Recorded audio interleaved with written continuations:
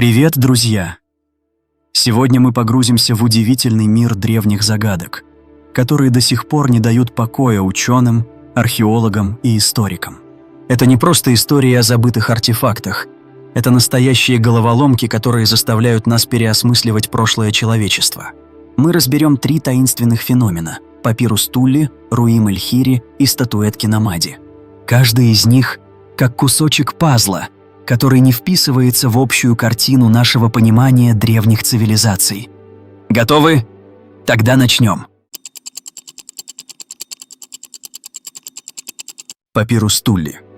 Свидетельство пришельцев или искусная мистификация.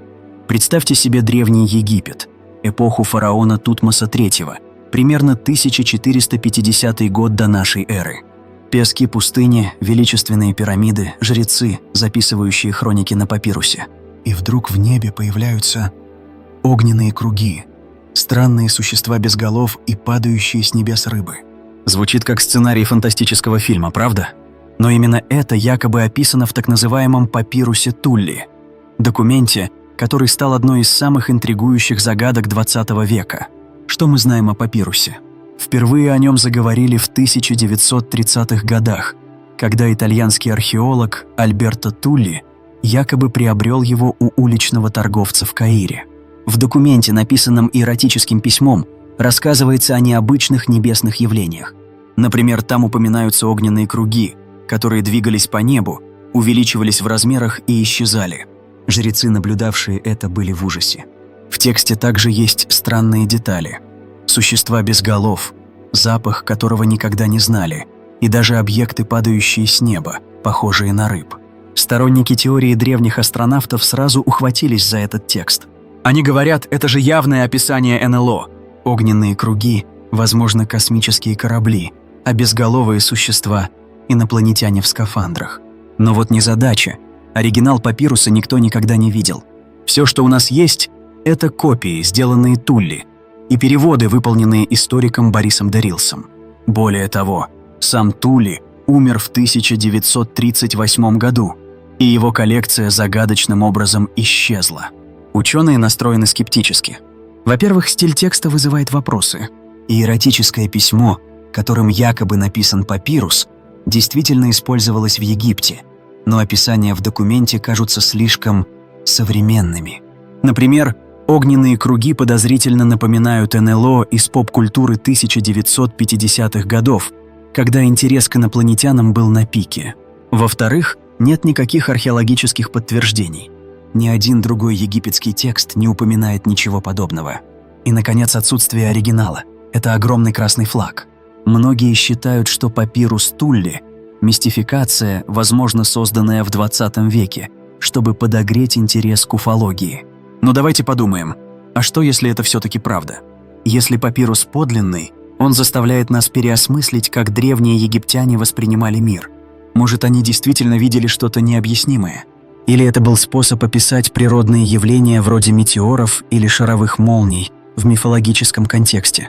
В любом случае, папирус Тулли остается загадкой, которая балансирует на грани между научной фантастикой и историческим курьезом. Руим эль-Хири – гигантское каменное колесо, чья тайна скрыта в веках. Теперь перенесемся на голландские высоты, в регион, полный суровых пейзажей и древних тайн. Здесь, среди базальтовых скал, находится Руим эль-Хири – мегалитическое сооружение, которое называют колесом духов или гигантским каменным колесом. Это не просто пара камней, это огромная структура из концентрических кругов, построенная из 40 тысяч тонн базальта. Диаметр внешнего круга – около 160 метров, а центральная каменная насыпь достигает 6 метров в высоту. Представляете масштаб? Это как Стоунхендж, только больше и загадочнее. Археологи датируют Руим эль-Хири примерно 2300 годами до нашей эры, хотя некоторые предполагают, что оно может быть еще старше, около 3500 году до нашей эры. Но вот что ставит ученых в тупик. Никто точно не знает, для чего это сооружение было построено. Есть несколько гипотез, и каждая из них звучит как сюжет для документального фильма. Первая теория. Руим эль-Хири – это астрономический календарь или обсерватория. Некоторые исследователи заметили, что в день летнего солнцестояния солнечные лучи проходят через определенные точки структуры, создавая интересные эффекты. Но тут есть проблема. Геологические сдвиги за тысячи лет изменили ориентацию кругов, и теперь сложно сказать, были ли эти эффекты запланированы изначально.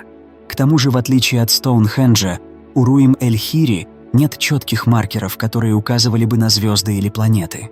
Вторая гипотеза – это церемониальный центр. В центре сооружения находится большая каменная насыпь, которая могла быть гробницей или местом для ритуалов. Некоторые ученые предполагают, что здесь проводились обряды экскарнации, процесса, при котором тела умерших оставляли на открытом воздухе, чтобы кости очистились от плоти, а затем их хоронили.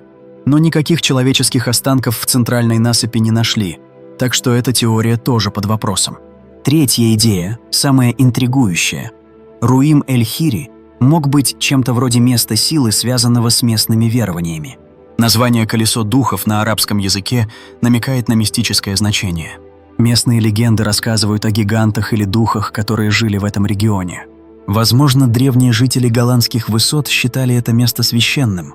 Что делает Руим-эль-Хири особенно загадочным, так это его изолированность. В отличие от других мегалитов, вроде Стоунхенджа или пирамид Гизы, рядом с ним нет следов крупных поселений.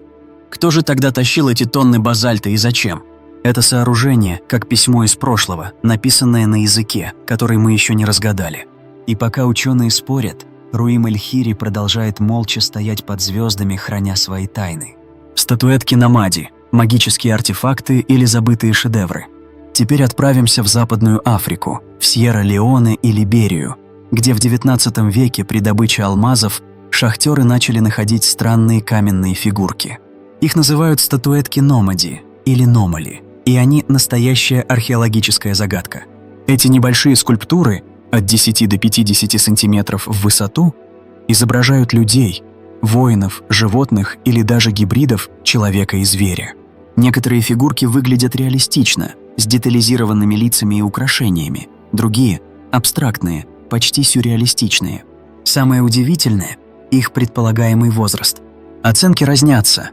Некоторые ученые считают, что Номади созданы несколько сотен лет назад, другие говорят о десятках тысяч лет. Но как такое возможно? Ведь каменные фигурки, найденные в глубоких слоях почвы, могут быть намного старше, чем предполагают традиционные датировки. К сожалению, точных методов определения возраста таких артефактов нет, и это только добавляет таинственности. Местные жители Сьерра-Леоне верят, что Намади – это не просто статуи, а магические объекты.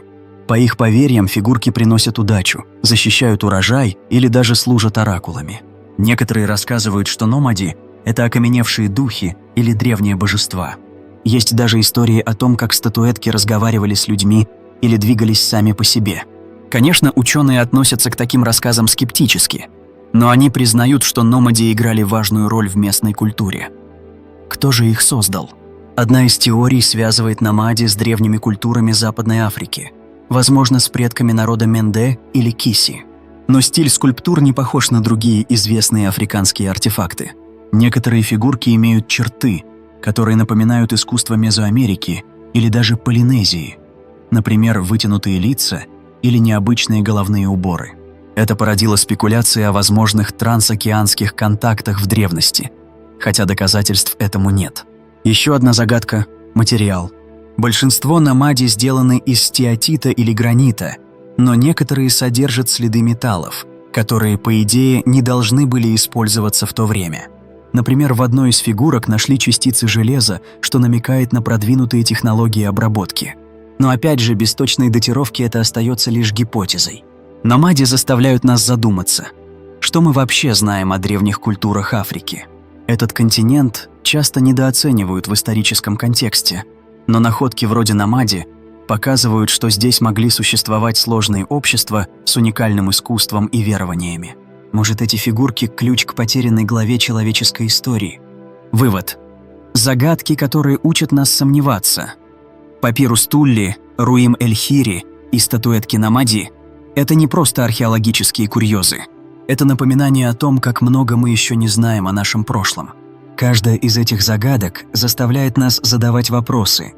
Были ли древние цивилизации сложнее, чем мы думаем? Могли ли они контактировать с чем-то или кем-то за пределами их мира? Или, может, мы просто проецируем на них свои современные фантазии? Что объединяет эти три тайны, так это их способность разжигать воображение. Папирус Тулли заставляет нас мечтать о звездах. Руим Эль-Хири – размышлять о том, как древние люди искали смысл в космосе. А Номади – задаваться вопросом, какие истории и верования скрывались за этими каменными лицами. Но главное, что они учат нас. История – это не статичная книга, а живая загадка, которая требует от нас любопытства, критического мышления и открытости к новым открытиям. Так что, друзья, как вы думаете, что скрывается за этими тайнами? Может, это следы инопланетян, забытые технологии или просто отражение человеческой души? Напишите в комментариях, какая из этих загадок вас зацепила больше всего, и давайте попробуем разгадать их вместе. Подписывайтесь, ставьте лайк, и до встречи в следующем видео, где мы раскроем еще больше тайн прошлого.